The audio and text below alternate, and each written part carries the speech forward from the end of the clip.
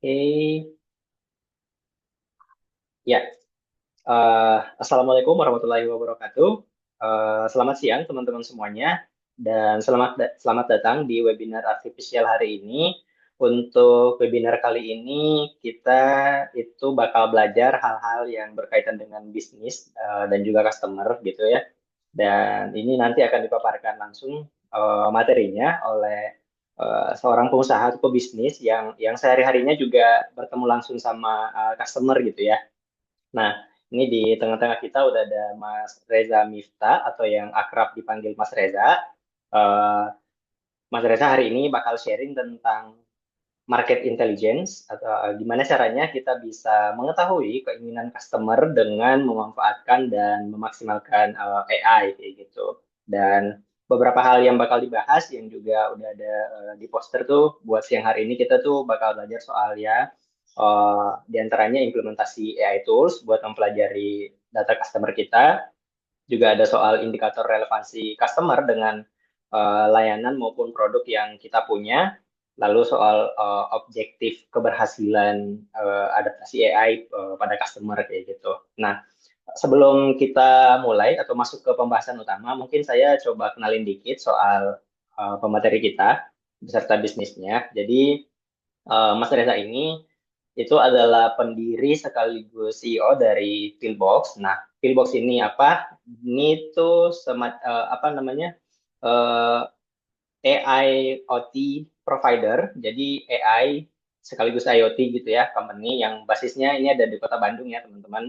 Jadi kalau boleh disederhanakan ya singkatnya tuh Pillbox ini menggunakan AI dan juga IoT atau Internet of Things untuk bikin segala pekerjaan rumit jadi jauh lebih mudah lah kayak gitu intinya. Nah, mungkin biar biar makin jelas terkait apa itu Pillbox, apa yang dikerjakan dan hal-hal lainnya, mungkin saya langsung berikan waktu dan tempat aja kepada Mas Reza untuk menjelaskan sekaligus nanti langsung masuk ke materi webinar kita di siang hari ini yaitu tentang market intelligence, cara tahu kemampuan customer cukup dengan AI kayak gitu. Nah, jadi mungkin saya langsung lempar aja kepada Mas Reza. Silakan. Oke, thank you Mas Firman. Udah lengkap banget kok Mas Firman. Oke. Pillbox-nya apa? Iya, apa sedikit nambahin ya. Kita di Pillbox sejak 2021 lah ya. Kita udah handle enterprise, customer-customer dari Telkomsel, terus kemudian ada BSI. Kita bantu untuk implementasi IoT maupun AI. Jadi sebenarnya berangkatnya dari IoT, tapi 2021 kita mulai shifting ke AI. Kebetulan juga saya dibantu sama teman saya, di partner saya Wahyu, kebetulan mungkin belum join hari ini. Jadi ya apa yang kita implementasi di market, sebenarnya kita bantu existing system, karena kan banyak perusahaan udah punya banyak sistem ya, ada software-software yang udah ada. Nah kita bantuin untuk mereka integrate model learning AI gitu. Jadi kayak BSI udah punya sistem tersendiri gitu, CSR-nya apa gimana ya kita datang untuk tambahin AI di sistem existing. Kurang lebih seperti itu sih kalau untuk perjalanan Pillbox ya di AI. Kita mungkin langsung ke materi aja. Jadi hari ini kita coba belajar bagaimana sih kita menganalisis customer gitu ya. Kemudian generating into revenue. Karena Pillbox sendiri itu punya punya dua hukum lah ya. Di Pillbox itu punya dua prinsip. AI itu kalau nggak dipakai untuk saving cost, nurunin biaya, atau increase revenue. Tapi seperjalanan kita sampai 2025, dari semua yang udah kita kerjain, 90% owner tuh pingin untuk di revenue increasing gitu ya, naikin pendapatan. Jadi kecil banget AI itu dipakai untuk saving cost. Jadi kalau misalkan ada teman-teman implementasi AI di perusahaannya itu udah kayak ya udah semua orang wajib pakai ChatGPT gitu atau pakai ML ya ML invoice yang udah otomatis pakai AI.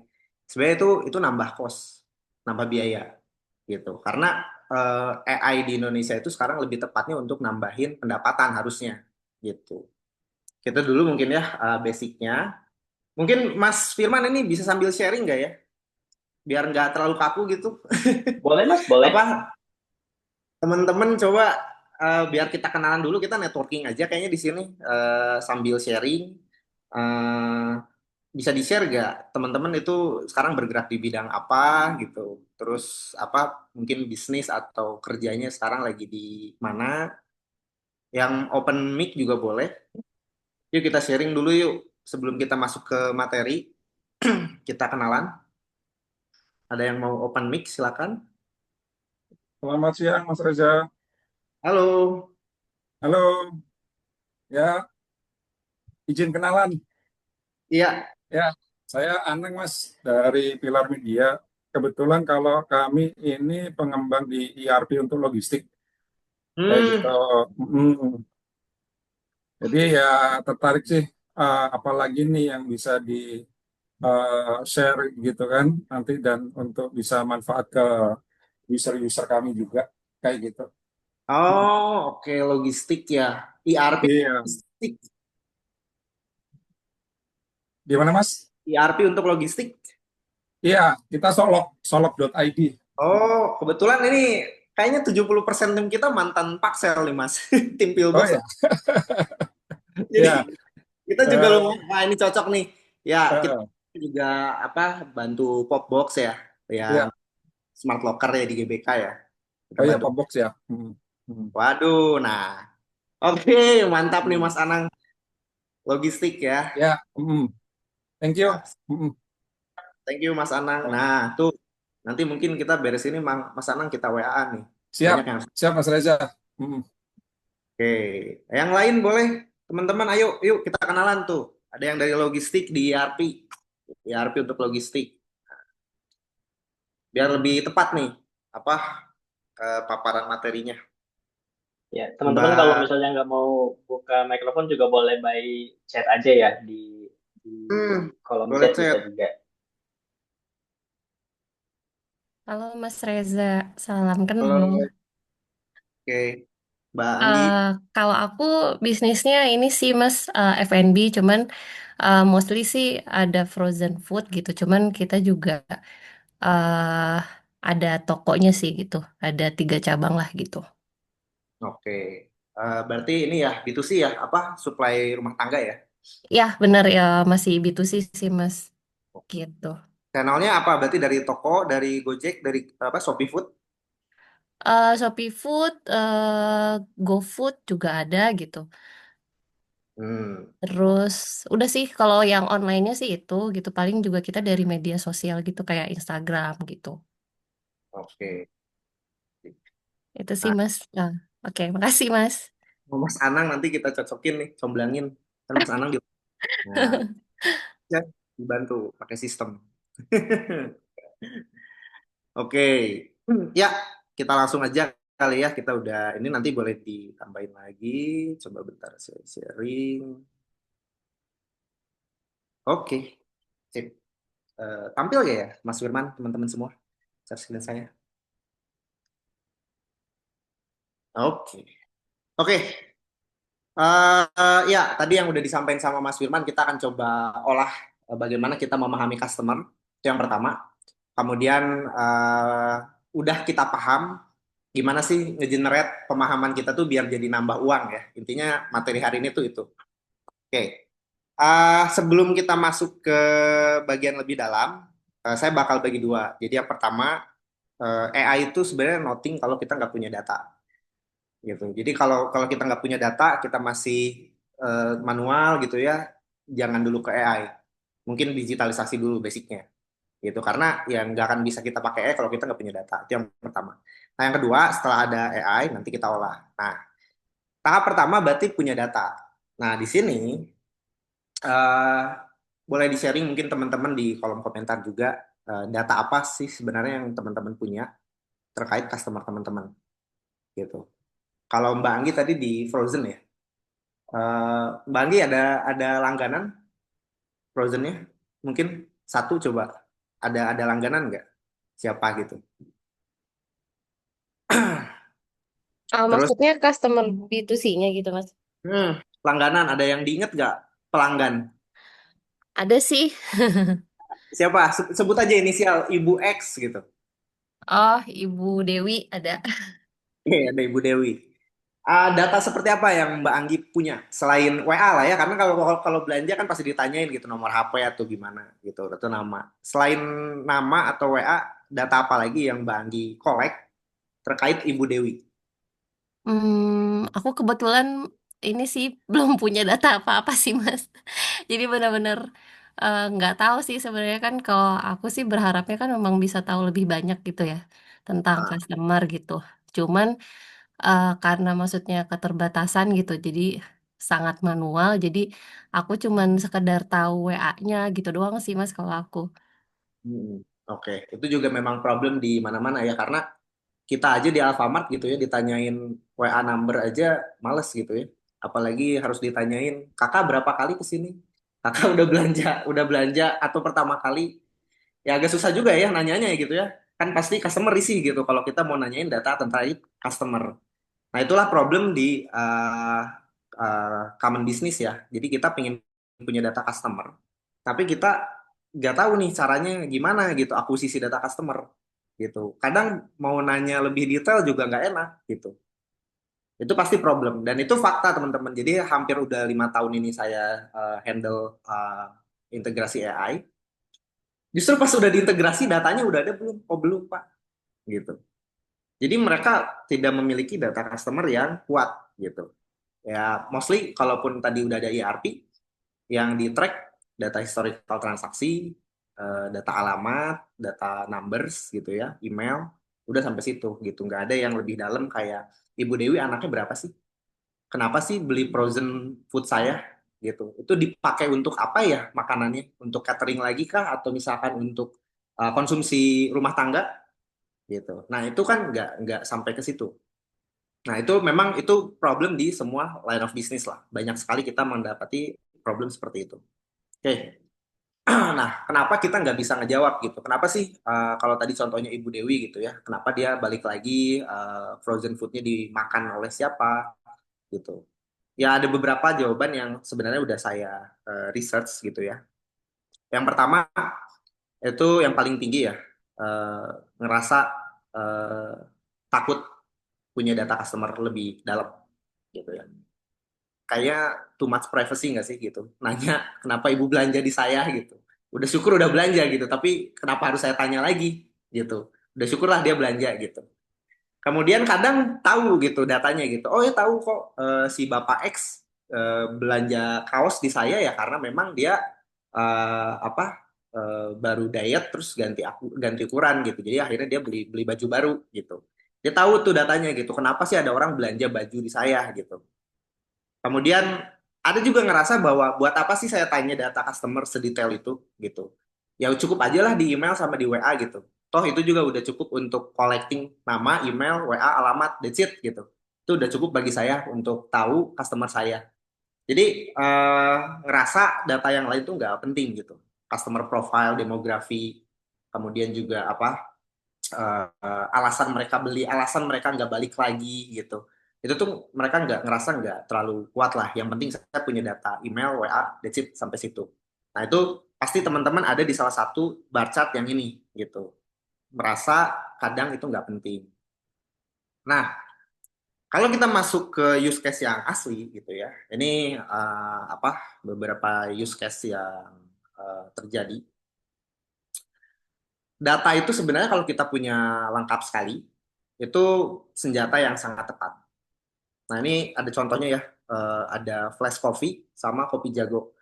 Eh, Flash Coffee itu head to headnya sama Fore lah, gitu. Tapi sekarang udah kayak bumi dan langit nih antara Fore sama Flash Coffee. Flash Coffee bahkan ya kemarin ada statementnya ya di tahun kemarin itu tutup 11 toko gitu dan rugi hampir 24 miliar lah. Tapi di sisi lain ada kopi jago. Nah ini kopi gerobakan nih. Kalau teman-teman apa mungkin di daerahnya banyak nih sekarang kopi-kopi gerobakan gitu ya. Yang model bisnisnya tuh ringkas banget. Bawa kopi kemudian menongkrong di bawah kantor gitu ya di pinggir jalan. Tapi growth-nya tinggi, cepet gitu. Itu nggak dari 2023 2024 lah, 2 tahun. Mereka udah bisa pangsa pasarnya di Jabodetabek sama di Jawa Barat gitu. Nah, berarti kan ini ada dua fenomena nih. Kopi yang tokonya tutup, gitu ya, rugi 24 miliar. Ada juga kopi yang model bisnisnya tuh simple banget gitu ya. Modalnya kecil, tapi growth-nya tinggi. Itu satu. Kemudian ada yang kedua juga, ini kompetitor, bukan kompetitor lah. Ya Alfamart nggak bisa dibandingin sama Circle K ya, gitu. Jauh lah, Alfamart sama Indomaret. Tapi gimana caranya CK itu bisa apa ya, standing out lah. Ya jangan kelelep banget gitu. Dengan jumlah retail yang jauh beda gitu ya, Alfamart 21.000 seluruh Indonesia, Aceh sampai Merauke gitu ya, Sabang sampai Merauke, sorry. Kemudian ada CK yang ya nggak sebanyak Alfamart dan jauh lah gitu. Kemudian gimana caranya mereka bisa narik customer. Terus ada juga head to head antara Matahari sama Zara. Ini yang paling inilah, paling dulunya sempat panas. Sebelum akhirnya Mataharinya kolaps gitu. Ya sekarang Zara nggak bisa dibanding sama Matahari gitu. Mereka kelasnya udah di Bershka dan sebagainya. Matahari ngeluarin katalog baru itu 4 kali setahun gitu. Jadi ada baju baru di Matahari itu 4 kali setahun. Kalau Zara setahun itu ada 52 kali gitu. Ini kan kenapa mereka bisa, maksudnya gini, mereka di industri yang sama tapi dengan model bisnis yang berbeda, dengan strategi yang berbeda. Simple things, mereka tahu data customer gitu. Mereka tahu bahwa peminum kopi itu banyaknya dari kalangan karyawan gitu. Makanya mereka antar kopi itu sampai ke gedung-gedung di Jakarta gitu. Kemudian mereka tahu mereka nggak bisa ngalahin Alfamart. Makanya mereka bikin CK itu kan bisa nongkrong ya. Jadi ada kursi-kursi, bahkan kalau teman-teman buka beritanya, researchnya, CK itu lebih besar tempat nongkrong ketimbang tempat belanjanya. Gitu. Jadi retail toko stoknya itu lebih besar ketimbang tempat nongkrong. Kemudian juga ada Matahari, legend banget lah dari saya kecil ya, dari wah umur berapa ini, 2008, 2009, belasan tahun lah.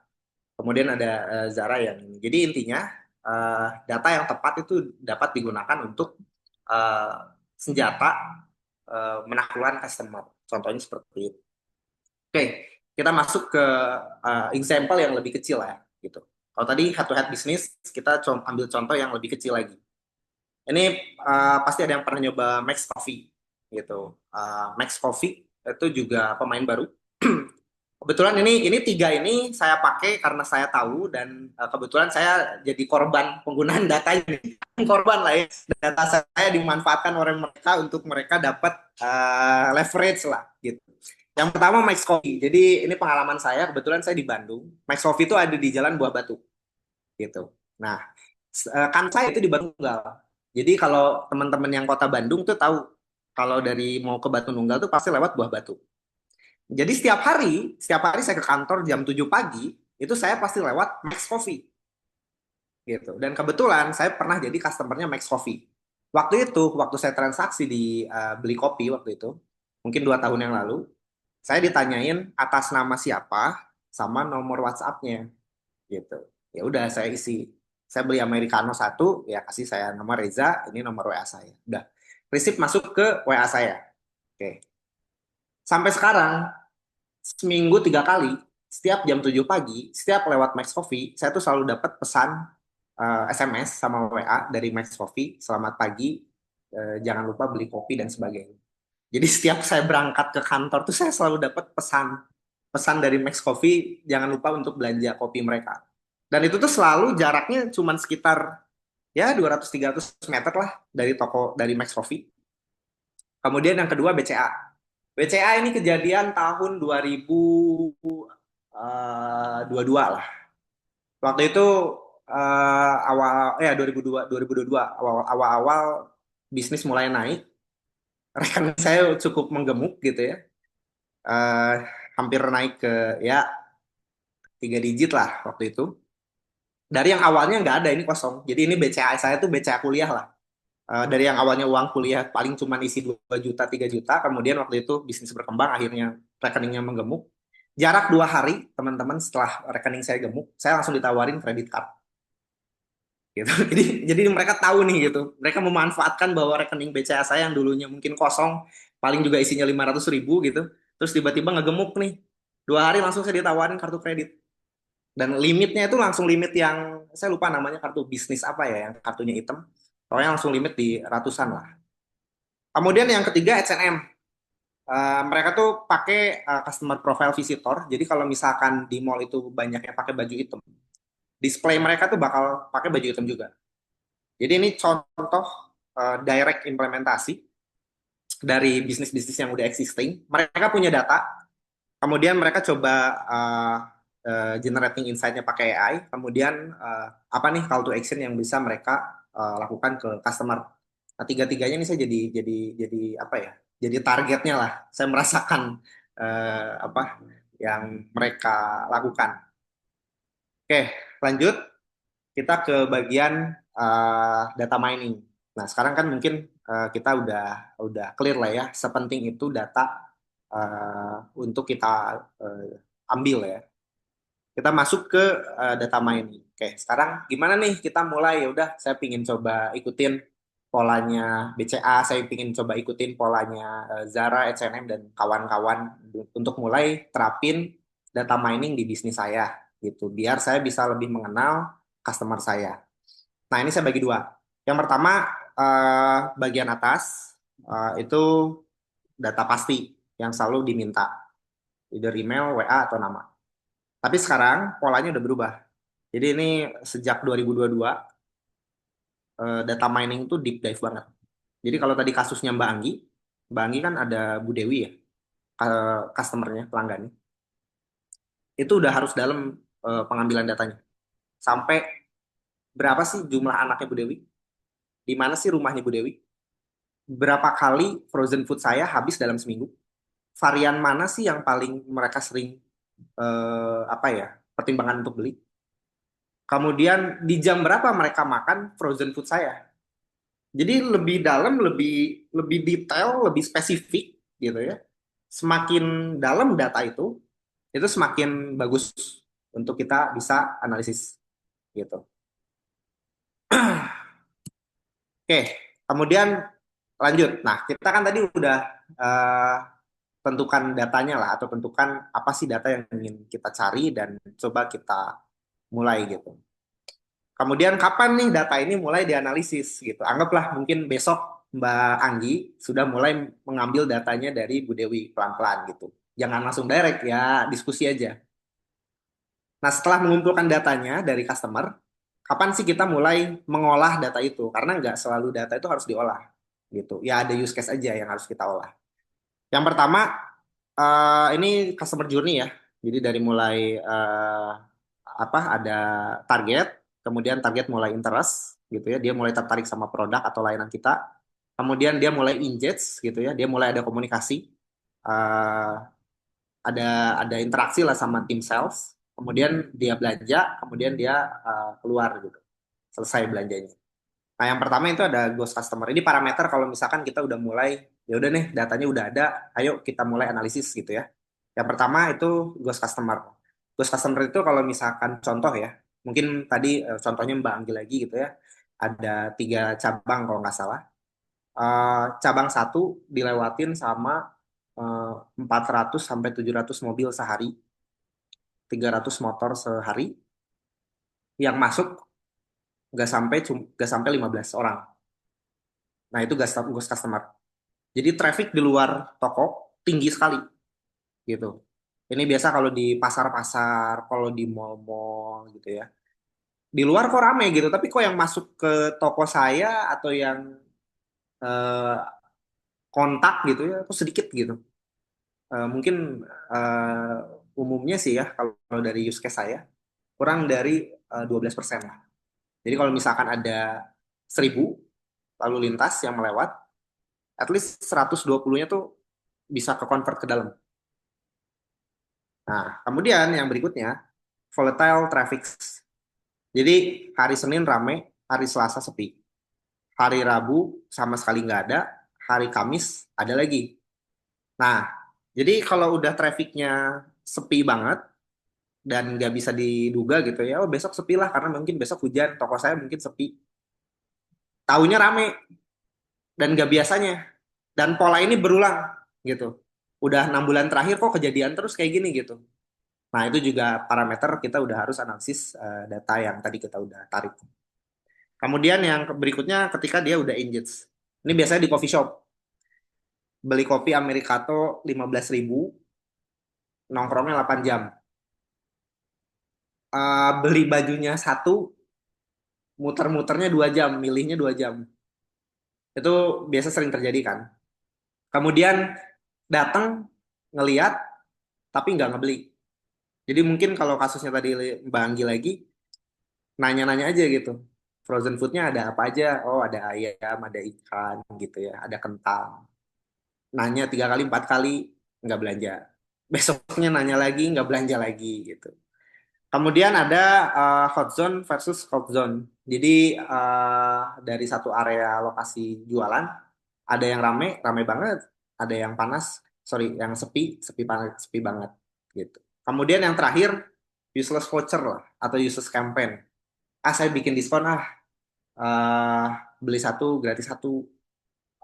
Beli produk ini diskon 25%. Kalau nunjukin kartu nama bisa gratis 50%.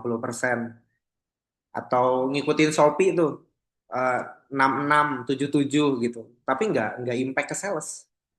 Ya nggak kepake juga gitu akhirnya gitu. Nah, itu juga salah satu parameter kita udah harus menganalisis data customer kita. Kemudian bagian yang terakhir, ketika dia itu nggak balik lagi. Baik yang cuma nanya tapi nggak balik lagi, baik yang udah beli tapi nggak balik lagi. Gitu. Jadi Bu Dewi kok udah nggak balik lagi ya? Udah 2 bulan ini. Gitu. Kemudian yang berikutnya recurring period. Kapan sih mereka belanja? Kapan mereka mulai ada interaksi sama sales lagi? Nah, ini parameter ketika kita harus mulai menganalisis data customer. Jadi fun fact ya, biasanya owner itu mulai dari laporan sales. Oh, sales kita turun. Bulan lalu omset segini, kok bulan sekarang segini. Baru mulai analisis. Oh, followers kita kemarin 10.000, naiknya kok bulan ini cuma 1.000. Nah, baru mereka analisis. Padahal, kalau di B2C ya, ini spesifik B2C ya. Based by eksperimen saya, analisis itu harus dimulai dari sini. Jadi bukan dari laporan keuangan. Laporan keuangan tuh parameter ketika udah gagal. Di akhir tuh laporan keuangan bulanan gitu, gagal gitu. Sebelumnya harusnya ada preventif. Sebelum akhirnya laporan keuangan omsetnya turun. Nah, parameternya ini. Gitu, mulainya dari sini. Gitu. Jadi jangan evaluasi setelah laporan keuangan rilis. Evaluasi sebelum laporan keuangan rilis. Nah, lewat sini. Oke, lanjut. Uh, Kita masuk ke bagian existing tools. Yang pasti kalau mau memahami customer, kita harus nyari data customer kan. Nah, di sini metode yang mulai ini grafik dari PYC ya, kebetulan saya ambil, saya comot. Model pengambilan data customer itu ada 3. Formulir, direct interview, sama digital review. Nah, ini yang biru itu yang perusahaan sering lakuin. Hijau itu yang customer suka gitu. Jadi perusahaan tuh paling singkat pakai formulir. Jadi pakai Google Form atau ngeprint kertas A4, kemudian mereka lempar ke customer, Bapak, Ibu tolong bantu review, izin untuk diisi gitu ya. Isinya tuh makanan saya enak apa enggak, kualitas pelayanan kami baik atau tidak, rasa yang ditampilkan sesuai atau enggak gitu ya. Itu biasanya isinya kan seperti itu ya. Kita isi pakai formulir. Nah, ternyata perusahaan lebih suka pakai formulir, tapi customer itu udah males ngisi itu. Jadi customer tuh udah males ngisi-ngisi formulir. Kemudian yang berikutnya ada direct interview. Waduh, yang ngisi formulir rendah banget nih, gitu. Ya akhirnya feedback nggak ke collect gitu. Pakailah interview. Supervisor atau manager atau even kasir pun ikut mulai bertanya nih, Bapak, Ibu, bagaimana pelayanan kami, gitu ya. Nanya tuh di front office. Itu tingkat dijawabnya, kalaupun dijawab jujurnya kurang lah. Kecuali mereka ada use case, gitu. Mintanya makanan pedas, yang datang makanan manis, baru mereka jujur. Gitu. Kalau nggak ada use case mah ya biasa-biasa aja, so-so lah. Ya baik, gitu. Pelayanannya bagus. Akhirnya feedback yang kita dapat juga nggak ini ya, nggak apa, nggak bisa jadi dasar insight yang baik gitu. Karena jawabannya aja ya jawaban karena malas ditanya gitu, bukan karena jujur. Nah, yang berikutnya, perusahaan tuh paling terakhir ini ya, paling sedikit, perusahaan tuh paling takut di review. Jadi kalau tadi mungkin Mbak Anggi gitu ya, pakai Shopee Food, pakai GoFood, pasti takut di review sama customer. Deg-degan lah. Waduh, saya coba buka deh bintang berapa toko saya hari ini gitu. Karena review di online shopping itu nggak bisa dikontrol. Kalau dia udah ngasih bintang satu, mau dinego gimana juga ya udah bintang satu. Dan itu melekat bertahun-tahun, customer yang lain bisa lihat. Akhirnya apa? Muncul rasa takut dari bisnis kalau dia ngelihat review dari internet. Jangan jauh ke Shopee lah, Google Maps aja. Google Maps di review jelek aja. Itu udah bikin bikin takut lah. Tapi kebalikannya, customer itu paling suka pakai digital review. Jadi mereka tuh males ditanya, mereka itu males ngisi formulir. Tapi kalau bagian digital review mereka nomor satu. Gitu. Jadi customer tuh paling cepet tuh gitu. Kalau udah apalagi kalau misalkan generasi-generasi sekarang ya negatif lah gitu. Mau misalkan ada yang nggak sesuai, mereka langsung bikin konten kan, videoin gitu. Ini nih restoran ini nih kualitasnya jelek, upload TikTok gitu. Kalau bagus mah jarang dibikinin gitu. Oh, ini restoran ini bagus gitu. Rekomendasi gitu. Kalau nggak di endorse mah nggak di videoin. Tapi bagian customernya apa pelayanannya jelek di videoin gitu. Makanan saya ada kecoanya nih gitu. Upload TikTok gitu. Akhirnya apa?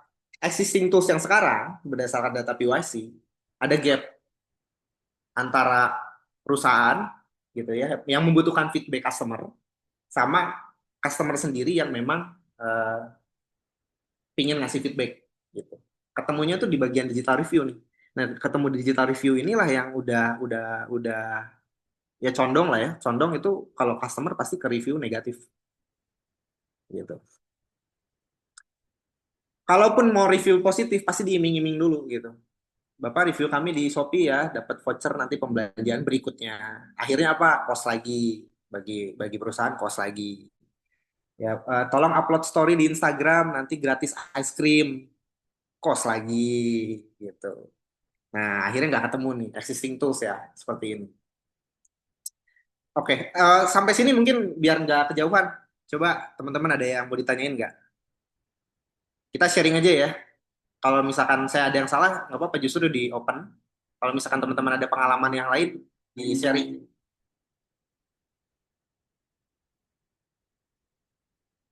Coba di apa? Either di komen apa gimana? Banggi mungkin Banggi. Banggi jadi use case nih hari ini.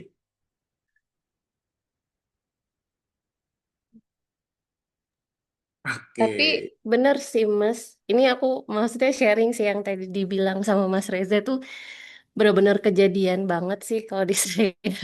Yang tadi soal Google apa yang review digital itu memang pernah juga ngalamin di Shopee Food gitu ada yang rating jelek gitu. Nah, di situ akhirnya dampaknya kan aku jadinya kayak eh libur dulu jadi si tokonya itu karena kayak trauma takutnya dapet ini yang jelek gitu. Hmm. Terus pernah juga tuh kayak yang tadi Mas Reza bahas soal eh, kita harusnya ngecek laporan keuangan tuh itu maksudnya opsi terakhir gitu kan.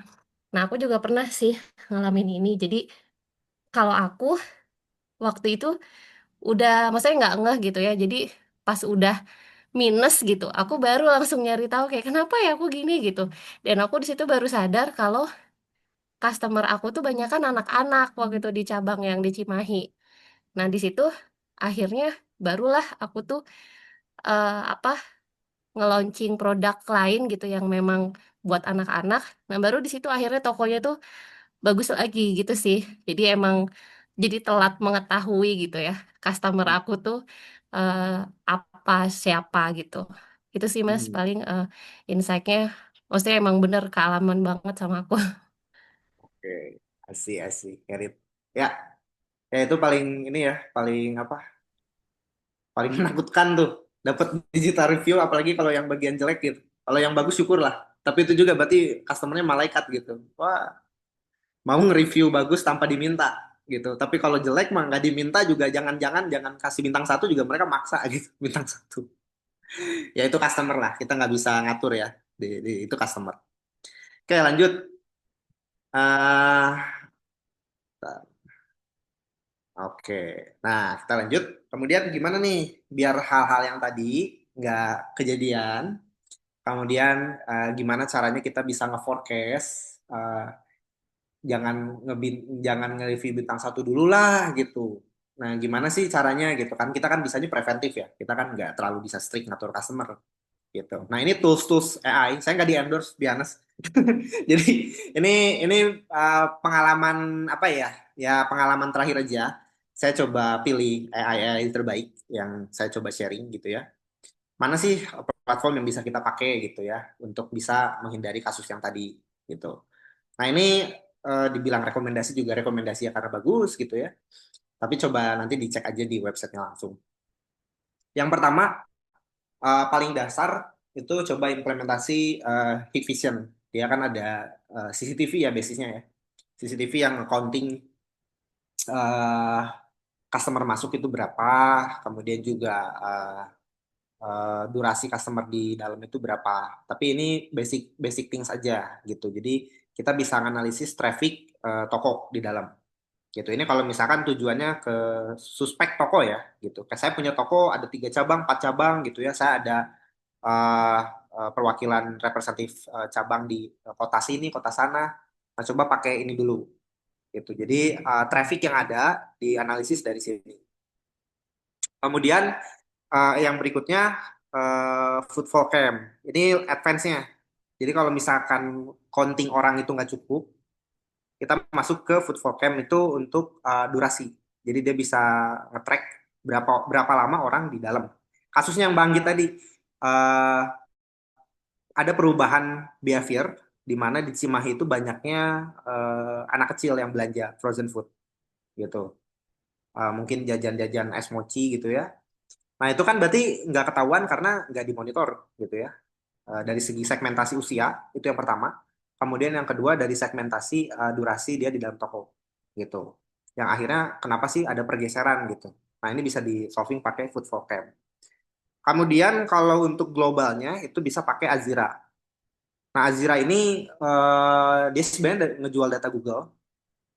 Jadi teman-teman tuh bisa analisis per sekarang banget per detik ini 13.43 hari Sabtu tanggal 13 uh, McD di Jalan X misalkan ya atau KFC atau Mall Pascal itu sekarang lagi berapa pengunjungnya? Kemudian banyaknya di usia berapa cowok atau cewek? Kemudian itu dia asli kota Bandung atau enggak? Itu dia bisa bisa tracking Azira. Tapi basisnya itu dia ngambil dari data Google. Jadi kan kita punya Google ya. Di sini siapa yang nggak punya data? Siapa nggak punya akun Google gitu. Dan di dalam Google itu kan pasti ada nama, ada foto, ada ulang tahun, alamat, kemudian juga apalagi data Google ya. Ya cukup lengkap lah. Kemudian nempel ke HP. Di HP ada Google Maps. Nah, data itu tuh dijual sama Azira. Jadi teman-teman bisa lihat traffic eh apa tadi KFC di KFC Sudirman misalkan itu lagi banyak kunjungannya dari demografi yang seperti apa. Kemudian ada mix panel. Nah ini kalau mix panel itu dipakai sama perusahaan Texas. Jadi kalau jualannya tadi mungkin Pak Anang ya, itu kan ERP ya, berarti kan B2B. Mungkin jumlah user yang dianalisis, kemudian juga aktif user. User itu ngapain sih di dalam ya? Misalkan, oh banyaknya pakai modul accounting, banyaknya pakai modul ini. Mereka login di jam berapa aja sih? Login di jam berapa, logout di jam berapa, banyak online-nya di jam berapa? Itu pakainya mix panel. Sejauh ini sih ini yang sangat direkomendasikan. Kembali lagi tergantung use case ya. Kan di sini saya coba ambil general.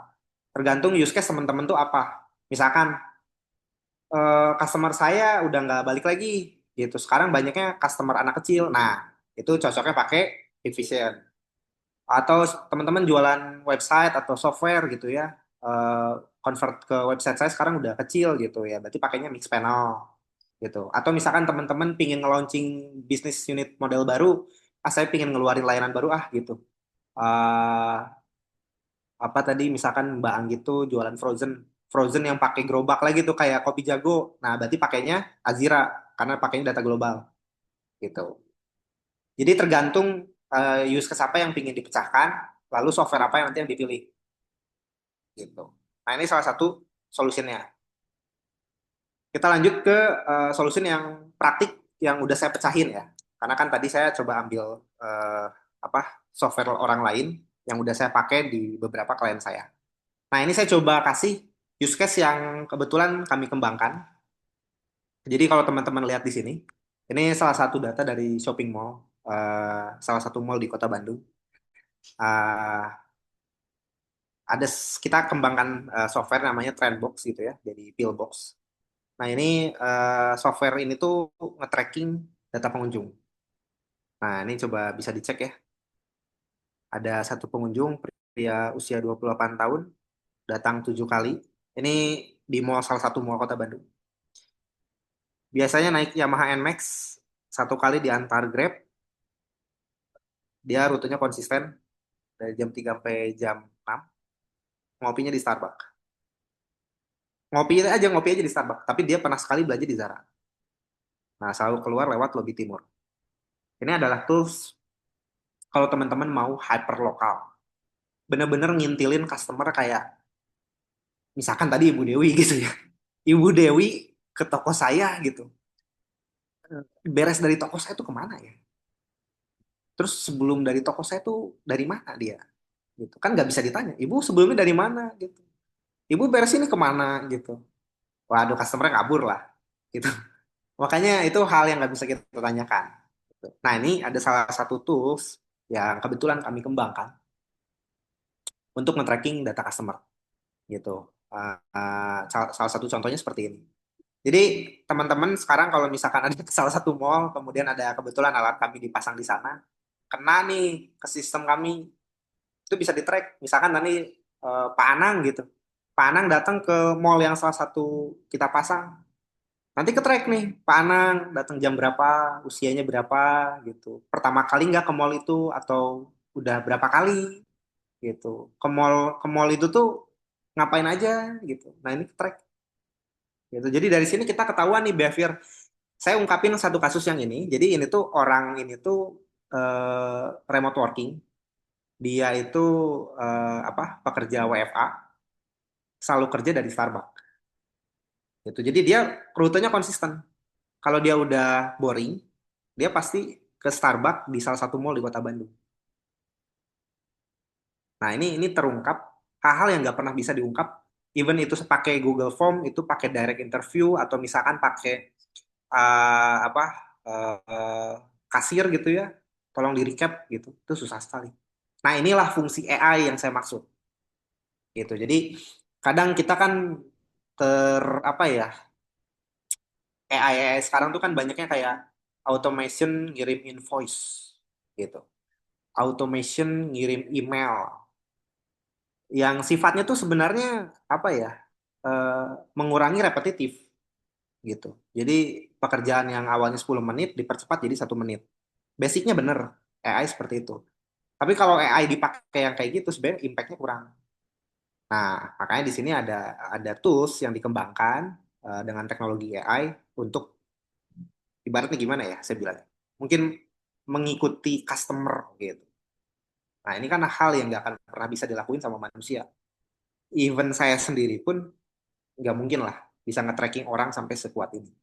Oke, lanjut. Use case lain. Masih di mall yang sama, masih di titik yang sama. Uh, ini ada data uh, pengunjung. Nah, ini ada Zara kan ya. Nah, jadi ternyata pengguna orang-orang yang masuk Zara itu orang-orang yang pakai baju Adidas, pakai topi Adidas, gitu. Dari sini kelihatan. Kemudian juga ada juga ke pengunjungnya. Ini masih di mall yang sama lagi. Uh, berdasarkan profesi apa, klasifikasi pendidikan, SD, SMP, SMA, dengan merek HP yang digunakan. Nah, data-data insight seperti ini bisa teman-teman gunakan untuk melakukan pengembangan improvement sama CTA di unit bisnis. Oke. Lanjut. Nah, ini langsung aja ya, karena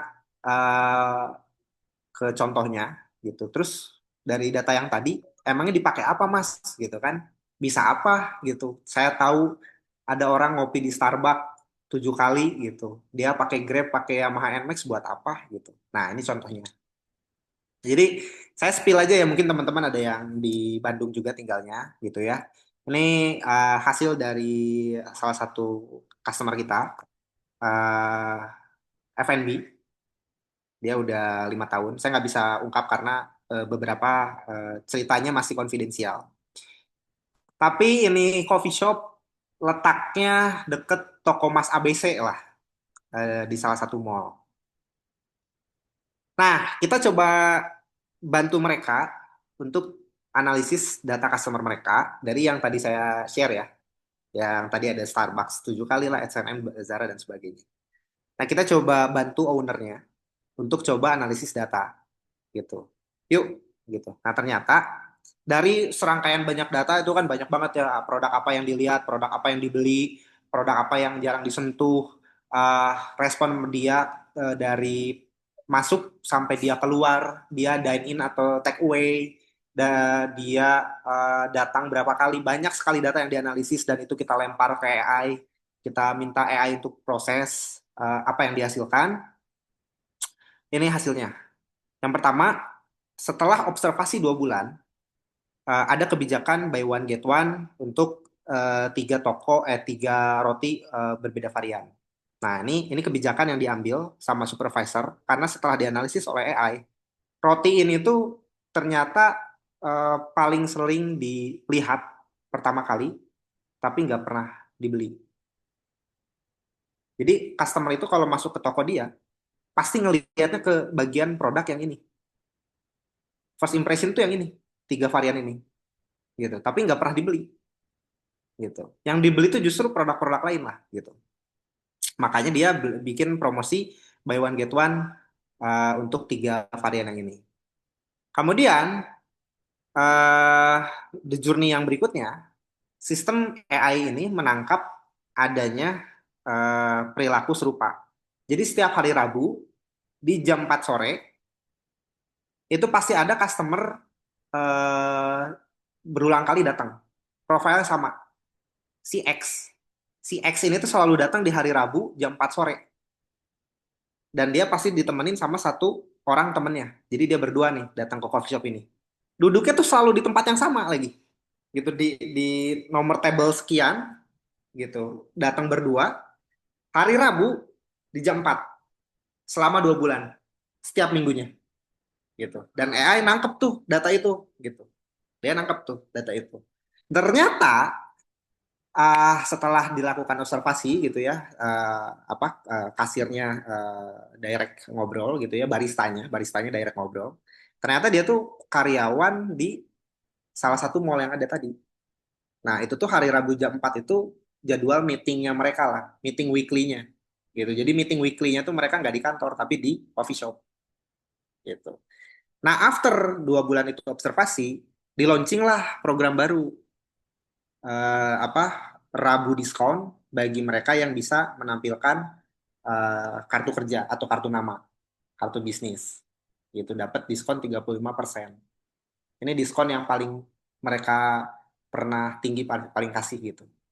Dari 35% diskon untuk menunjukkan kartu nama karyawan ini, yang awalnya mereka berdua, akhirnya datang jadi berenam. Jadi awalnya tuh cuma berdua kan tadi, 2 bulan tuh tiap hari Rabu jam 4. Akhirnya yang awalnya datang di bulan ketiga, mereka itu jadi berenam. Karena ada diskon ini.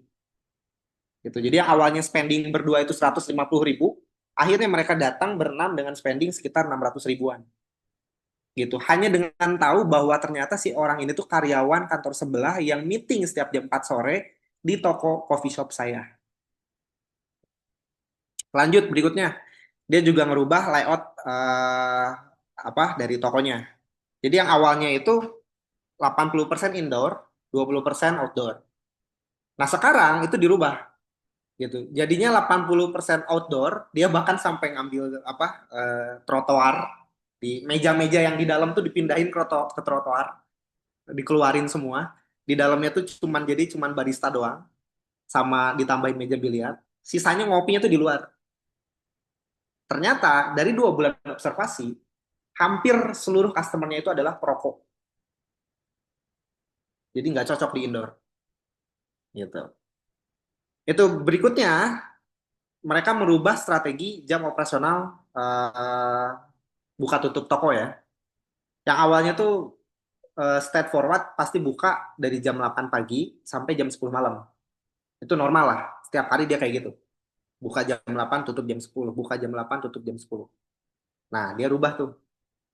Khusus untuk hari Senin sama Selasa, dia buka di jam 2. Jadi jam 2 siang coffee shop baru buka. Bayangin. Itu semind blowing apa maksudnya? Nggak butuh uang gitu. Kalau kalau orang mah kan bilangnya kayak rezekinya kepatok gitu kalau nggak bangun pagi. Tapi ini dibikin kebijakan baru buka jam 2 siang. Jadi coffee shop itu baru buka jam 2 siang. Nah, dari jam 8 ke jam 2, karena kan ada satu shift yang hilang tuh, dipindahin ke weekend. Jadi weekend yang harusnya tutup jam 10 biasanya, jadi tutup jam 2 sampai jam 3 malam. Nah, ternyata jarak 150 meter dari coffee shop ini, itu ada tempat dugem. Tempat dugemnya itu 5 tempat dugem sebelahan semua. Ini yang orang Bandung tahu lah, ini mall apa, ini toko apa gitu ya, coffee shop apa pasti tahu lah. Jadi dalam satu mall itu ada 5 tempat dugem sebelahan, tempat apa ya, kayak Holy Wings gitu. Dia dirubah tuh. Jadi yang awalnya teman-teman shift pagi, udah shift pagi kita tutup. Tapi kita shift malam sampai subuh. Dia rubah tuh. Nah, ini 4 kebijakan setelah 2 bulan observasi pakai AI, dianalisis gitu ya, behavior customer sekitar. Nah, akhirnya apa? Di bulan ketiga, increasing revenue 381%. Fun fact-nya, the owners nggak pernah datang. Jadi selama saya bantu mereka untuk ada di tahap ini, saya larang ownernya untuk datang. Lu nggak boleh datang. Udah duduk manis, tunggu laporan aja. Lihat aja ini statistiknya. Tapi ke strategi kebijakannya, dia yang ambil. Boleh nggak gitu? Boleh nggak Rabu kita bikin diskon gini? Boleh nggak kita rubah outdoornya, indoornya? Boleh nggak operasionalnya? Mereka dia yang decision, tapi tim tim saya yang kasih insight gitu. Ini harus seperti ini, harus seperti ini. Ya ini akhirnya seperti ini.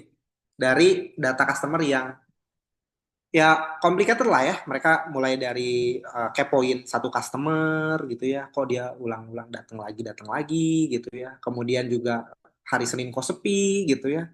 Nggak ada yang ngopi gitu. Dia kepo, akhirnya deep dive banget sampai ke tahu orang-orang dugem itu awalnya minumnya apa, kemudian nanti pindah kopi buat nyegerin gitu ya, biar biar mereka nggak mabuk lagi pas pulang. Sedetail itu dia mempersiapkan sampai ke menunya.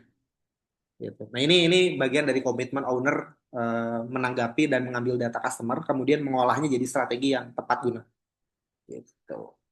Oke, itu mungkin Mas Firman, paparannya nih. Sorry, saya kayaknya kepanjangan ini.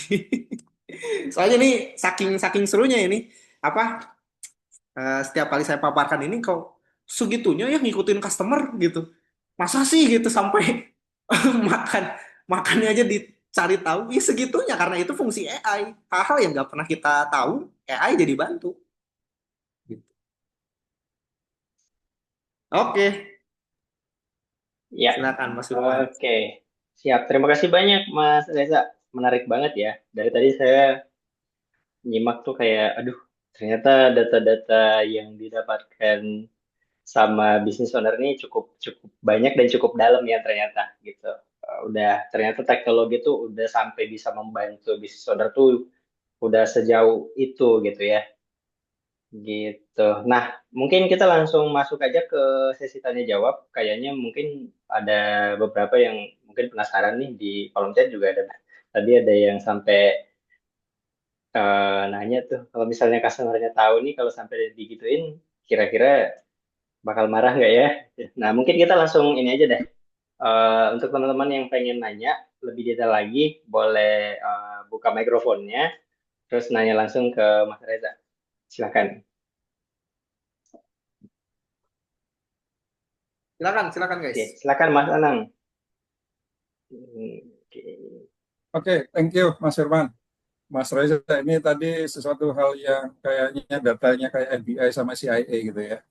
Nah, cuma mungkin pertanyaannya gini kan, tadi kan cross data ya, Uh, apa namanya, berarti yang mau tanya sih spesifik juga sih terkait dengan use case tadi ya.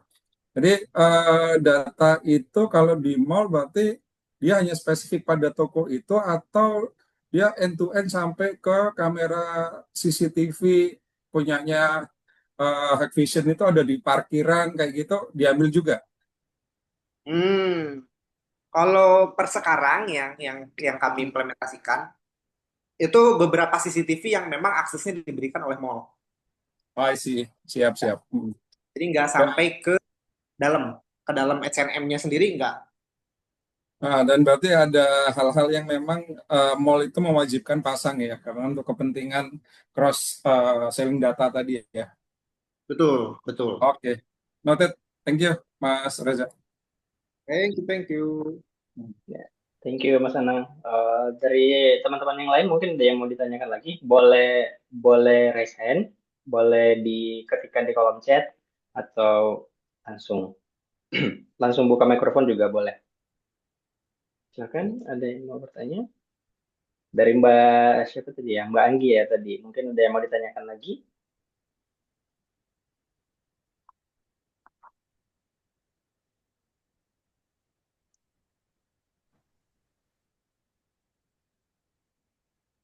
Oke, teman-teman, ada yang mau bertanya? Oke, belum, Mbak Anggi. Oke,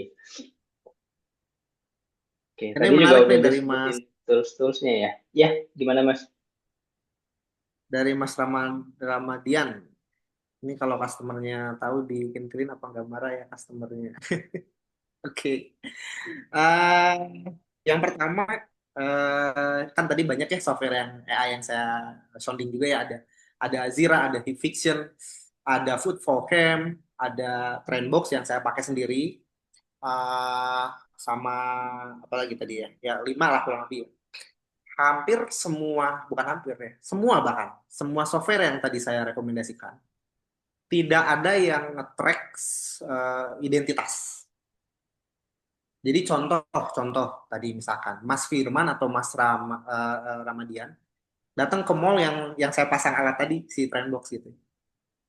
Itu nggak akan pernah ke-track bahwa Mas Firman gitu. Mas Firman datang ke Pascal. Di sistem itu hanya diungkapkan kode unik 0032 Oke. yang merepresentasikan Mas Firman pakai baju putih, naik Honda Jazz-nya warna hitam. Tapi sistem nggak akan pernah nge-state itu adalah Mas Firman. Karena itu udah termasuk ranahnya penjualan data dan itu ilegal gitu. Udah eksploitasi data, jadi nggak boleh. Tapi ibaratnya gini lah, saya diem di pinggir jalan, kemudian saya nyatetin mobil yang lewat gitu. Oh ada Avanza warna hitam, plat ini sekian. Mau pengemudinya orang muda usia 30-an. Tapi kan saya nggak tahu itu tuh siapa, bapak siapa gitu. Gitu. Saya tidak nge-state mereka gitu. Dan itu pun yang dilakukan semua software. Yang tadi Azira, Foodfocam.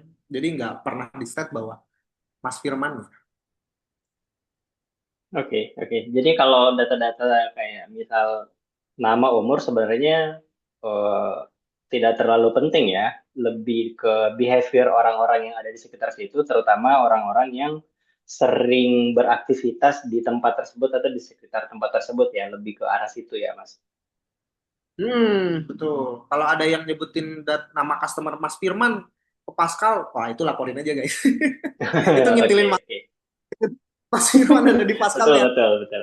Nah, saya soalnya sempat kepikiran nih Mas, barangkali, aduh, berarti dia bahkan bahkan bisa tahu sampai saya tinggal di mana nih kalau kalau makin jauh lagi gitu. Ngintilin sampai Iya pulang. nih. Iya. Oke. Ini ada Mbak Anggi ada di kolom chat nanya untuk teknologi yang tadi disebutin, tools-tools yang tadi disebutin sama Mas Reza, kira-kira tuh ramah di kantong nggak ya buat bisnis yang mungkin baru mulai atau lagi tahap masih berkembang gitu ya? Kira-kira dari sisi harga gimana tuh Mas? Hmm, waduh, ini beda-beda ini. Kalau kita lihat ininya, nah ini ya, ada mix panel. Ini saya fokusin ke sini aja. Ada Azira.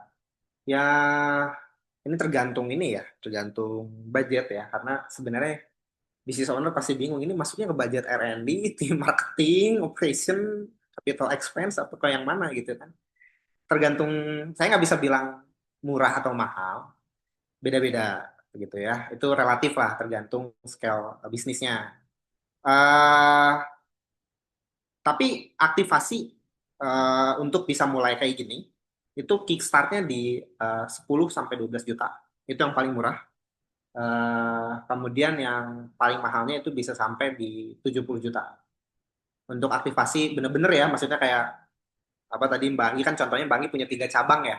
3 cabang di wilayah kota berbeda dan pingin analisis setiap cabang yang ada. Itu startnya dari sekitar 10 sampai 12 juta sampai ke 70 juta gitu. Start instalasi.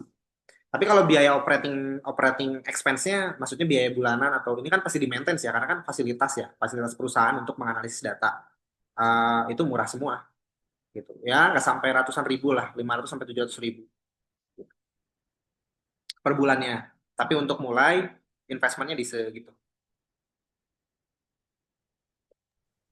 Jadi sebenarnya masih relatif terjangkau lah ya untuk bisnis-bisnis yang mungkin UMKM relatif masih terjangkau lah ya Mas, masih belum belum belum sampai ke angka yang ratusan juta kayak gitu ya. Betul, masih sangat relatif. Itu kan setara kayak mungkin teman-teman pasti lah ya kayak pakai Mekari Talenta, kemudian juga jurnal, ya software-software basis ya, digitalisasi. Kan itu kalau ditotalin juga sama, setahun sekitar 15 sampai 25 juta gitu untuk digitalisasi kan gitu. Nah, ini pun sama gitu. Jadi pricingnya segitu. Saya nggak mau Jadi merekomendasikan yang mana dari empat ini karena saya nggak di endorse guys. oke.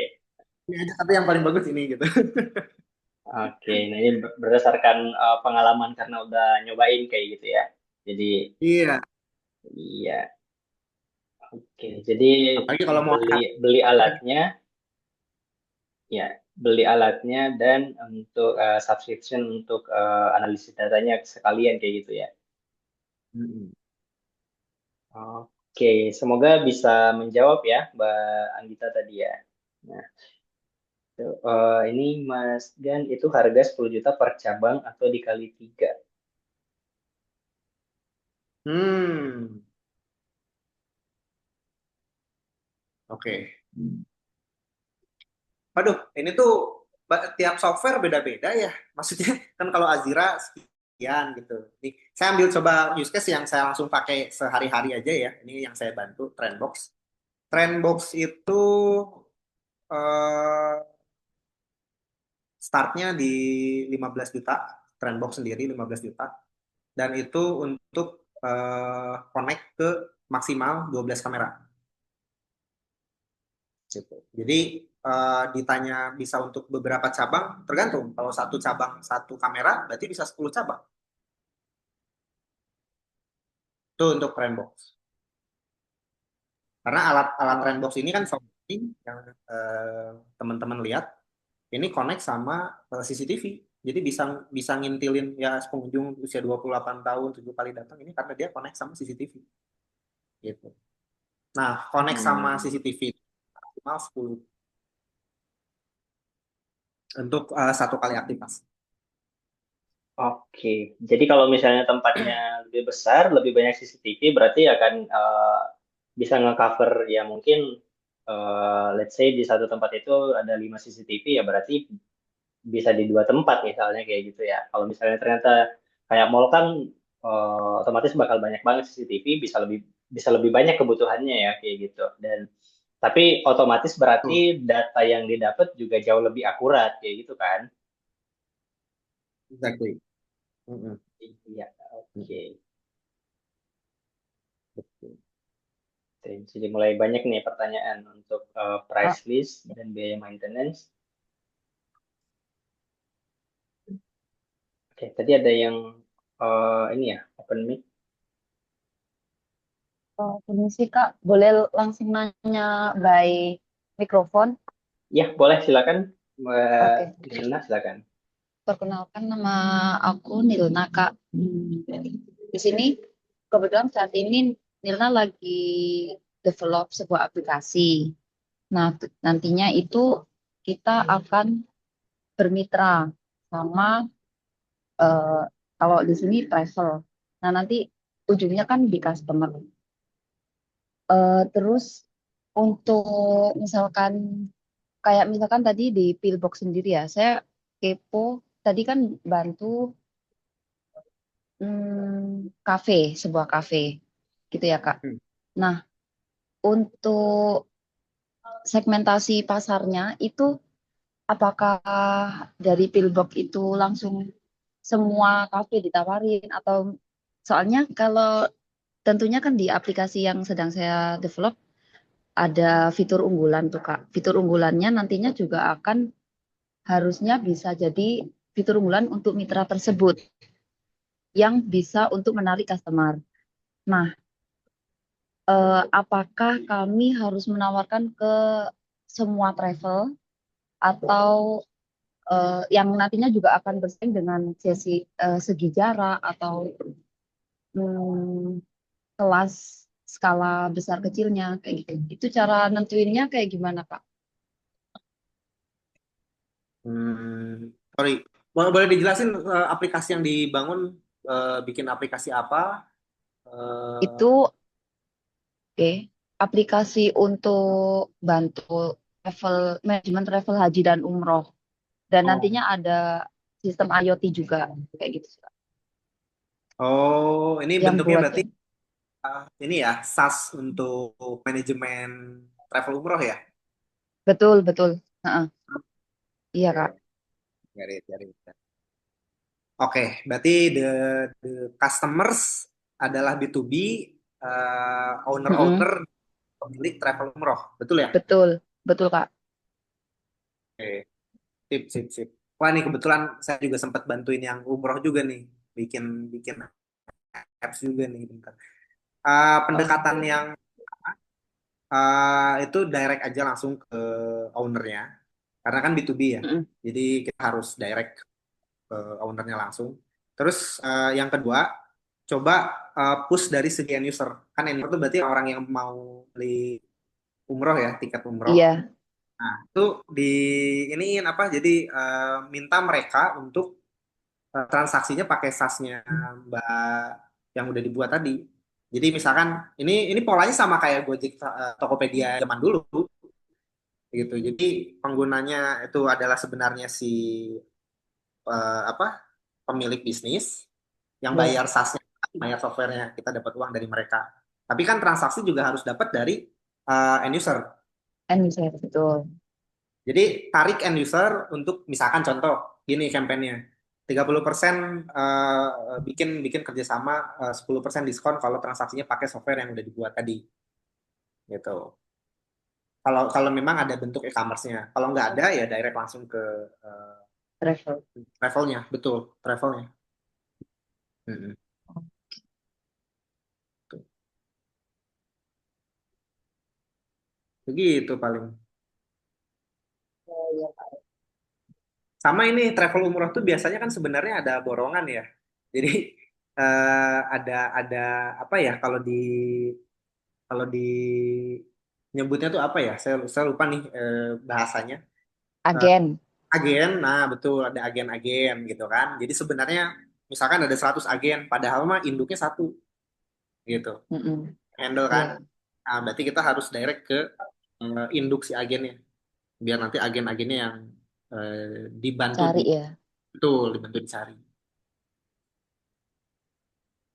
Kalau untuk itu Kak, nentuin parameter-parameter yang mungkin bisa dibutuhkan untuk analisa data dalam pengembangan bisnis. Dalam hal ini aplikasi travel haji dan umroh. Oke. Kalau pakai penentuan parameter. yang pertama nanti bisa pakai yang ini dulu, Mbak. Nah ini pakai yang mix panel. Ini rekomendasi kalau toolsnya ya, untuk bantuan toolsnya pakai mix panel.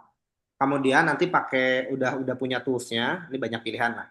Eh, tentuin juga karena tadi SaaS ya, ya traction berapa kali orang login, jumlah usernya berapa, apa yang mereka lakukan tuh maksudnya ngeklik apa di menu apa gitu.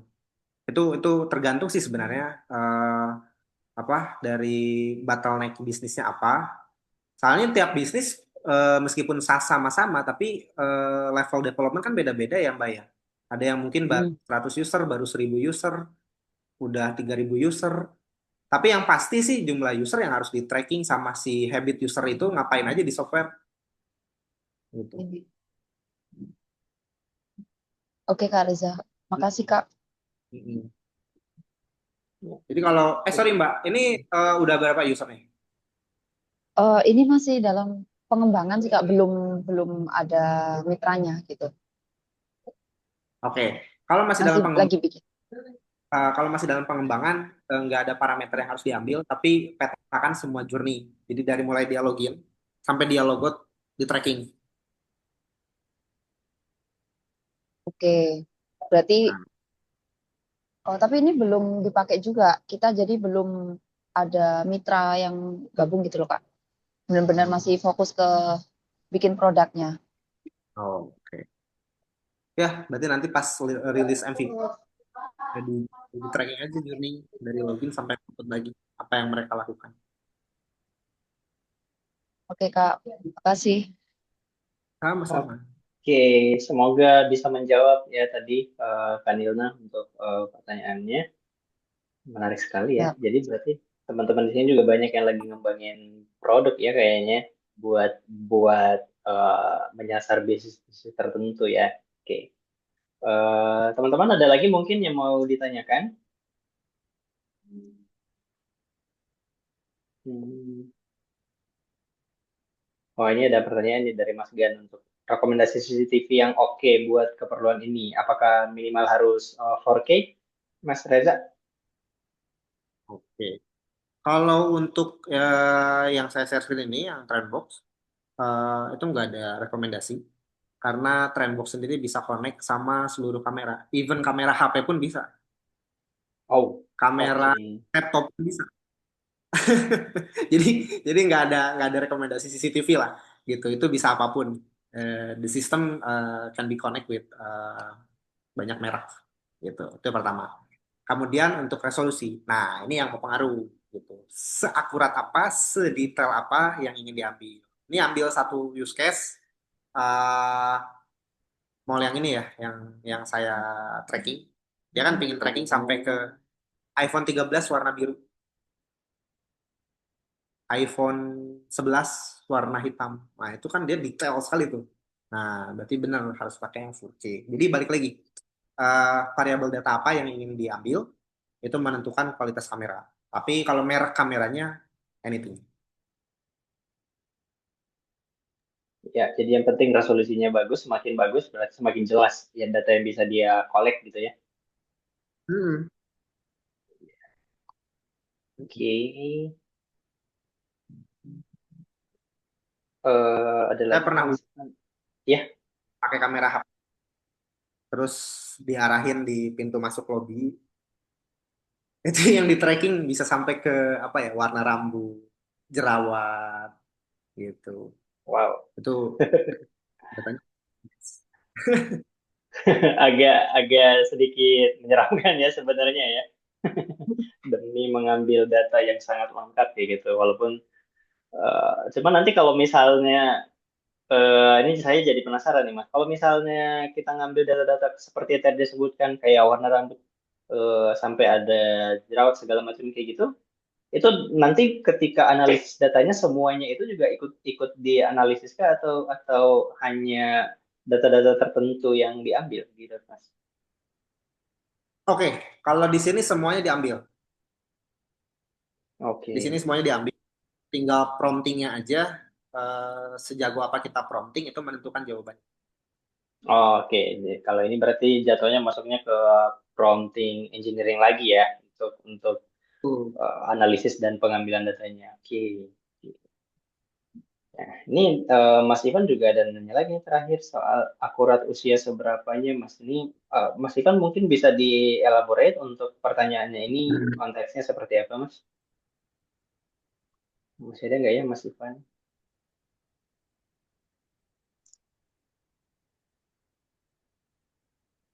Boleh open mic atau di chat aja Mas? Ya, nggak apa-apa. Silakan Mas. Di chat aja nggak apa-apa.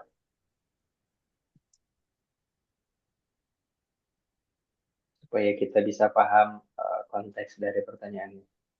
Karena kalau tadi eh, mendengarkan penjelasan Mas Reza, kalau untuk bagian usia sebenarnya nggak terlalu berpengaruh ya, lebih ke behaviornya si orang-orang ini gitu ya. Mm-mm, betul. Maksudnya Hmm, bisa seberapa akurat tracking usia sampai 28 tahun. Oh, oke, silakan Mas Reza. oke. Yang pertama, AI nggak ada yang 100%. Jadi kalau ada yang bilang AI 100% benar, itu bohong guys. Itu penipuan. Even ChatGPT pun kan minta jangan percaya dia. Itu Iya. yang pertama. Yang kedua, untuk level akurasi, untuk Trendbox sendiri itu sekarang di 91%. Jadi asumsinya seperti ini. Kalau kita ngedetek ada 10 orang usia 28 tahun, berarti ada satu yang salah, 9-nya benar. Gitu. Oke, Jadi seperti oke, oke. Berarti ya, tapi tetap aja tingkat akurasinya cukup cukup tinggi ya, mencapai 91% berarti. Nah, tapi ya balik lagi teman-teman seperti yang Mas Reza bilang, mau kita pakai AI apapun, bahkan kalau kita pakai ChatGPT, Gemini dan yang lain-lain itu selalu di bawah chatbox-nya itu mereka nulis kalau AI ini tuh bisa bikin kesalahan. Jadi untuk data-data tertentu yang membutuhkan validasi gitu ya, benar-benar teman-teman perlu untuk ngecek ulang lagi jawabannya itu secara manual kayak gitu. Karena ya namanya juga AI gitu ya, namanya sistem pasti sewaktu-waktu bisa menghasilkan error kayak gitu untuk jawabannya. Jadi mohon bijak aja untuk ngecek lagi jawabannya untuk memastikan ke tingkat tingkat akurasinya kayak gitu. Oke, teman-teman, satu pertanyaan lagi mungkin. Oke, kalau nggak ada, mungkin terakhir sebelum kita tutup dari Mas Reza ada yang mau ditambahin atau mungkin ada yang mau disampaikan yang terkait dengan eh, apa customer behavior gitu ya, yang mungkin atau ada apapun dari Mas Reza yang mau dikasih tahu. Ah, ini ada satu nih, Mas Ivan. Sorry, ingin tahu tadi tentang price list di mana, Mas? Atau barangkali mungkin ada misal kayak referral atau semacam itu mungkin, Mas Reza? oh, oke. Waduh, saya nggak bawa deck price list lagi. Nanti mungkin ada timku yang ngontak ya, Mas Ivan. Nanti beres event lah, kita coba reaching out.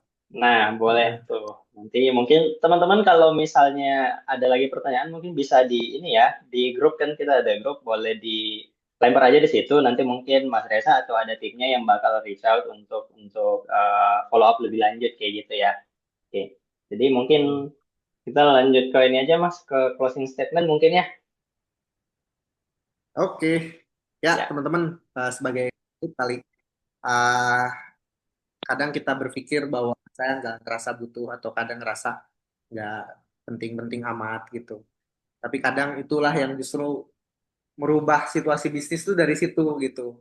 Gitu. Contohnya tadi yang mungkin Mbak Anggi gitu yang nggak tahu kalau ternyata pelanggannya berubah jadi anak kecil semua yang beli es krim ketimbang beli nugget ibu-ibu gitu. Kadang kan nggak peduli ya anak kecil lah gitu buat apa gitu. Tapi ternyata itulah yang merubah laporan keuangan gitu. Nah, ya pada dasarnya data bukan untuk perusahaan besar gitu ya. Tidak hanya mereka yang udah punya ERP yang pakai data enggak. teman-teman at least harus mulai dari hal kecil. Gitu. Hal simple aja, kasir aja misalkan. Antrian di kasir saya itu berapa lama? Setidaknya kasir nanti bisa diimprove kalau memang dia kelamaan. Mulai dari situ. Jadi apa variabelnya bakal sangat banyak, tapi jangan lupa untuk pakai data di setiap decision. Itu aja Mas Firman. Siap, terima kasih banyak Mas Reza untuk closing statement-nya. Insightful sekali. Dan teman-teman, terima kasih banyak juga buat yang sudah hadir. By the way, terakhir banget nih teman-teman, kira-kira memungkinkan nggak ya buat open cam dulu sebentar, kita mau foto bareng, kalau boleh. Oke, boleh teman-teman open cam sebelum kita udahan. Ya, oke, ini ya teman-teman nanti kita share recordingnya ke grup ya. Oke, kita foto dulu ya. Oke, 1, 2, 3. Oke, sebentar ya. Sekali lagi. 1, 2, 3. Oke. Ya, oke. Terima kasih banyak ya teman-teman semua yang sudah hadir. Terima kasih banyak juga buat Mas Reza yang sudah meluangkan waktunya di Sabtu siang ini untuk sharing informasi yang sangat banyak sekali. Saya belajar banyak sekali hal baru Mas hari ini. Terima kasih banyak banget untuk ilmunya hari ini. Dan teman-teman yang juga menyempatkan waktunya untuk hadir, terima kasih banyak. Eh, kita insya Allah minggu depan juga akan bikin lagi kelas lain dengan topik yang berbeda.